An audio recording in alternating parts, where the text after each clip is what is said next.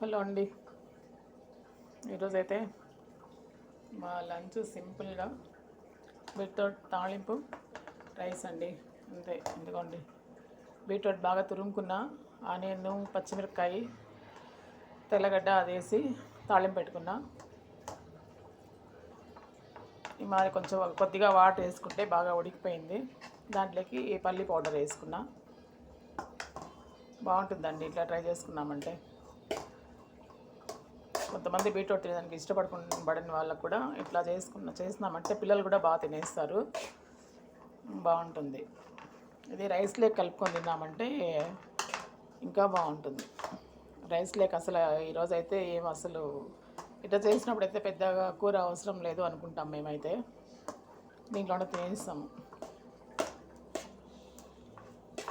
కాకపోతే కొంచెము పల్లి పౌడర్ వేసుకుంటే టేస్ట్ బాగుంటుంది.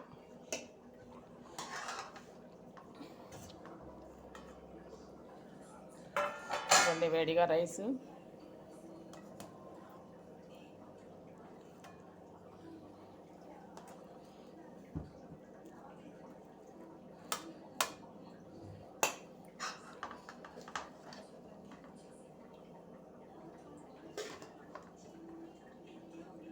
ఇదిగోండి బీట్రూట్ తాళింపు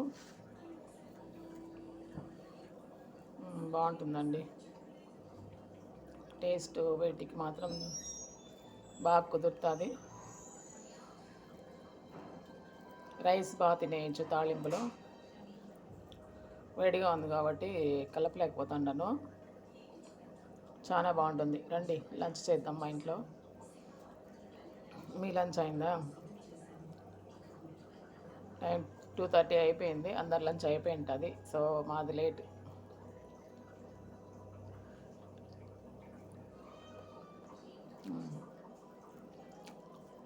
బాగుందండి.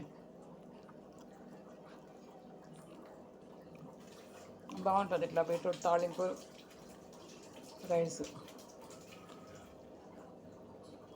ఏం కూర అవసరం లేకుండా దీంట్లోనే తినేయచ్చు. బాగా టేస్ట్గా ఉంటుంది. ఇట్లా వారానికి ఒక 2-3 సార్లు తీసుకున్నా కూడా పిల్లలకి ఇట్లా పెట్టినా కూడా మంచి హిమోగ్లోబిన్ తక్కువ ఉన్న వాళ్ళకి అందరికీ బాగా ఉపయోగపడుతుంది.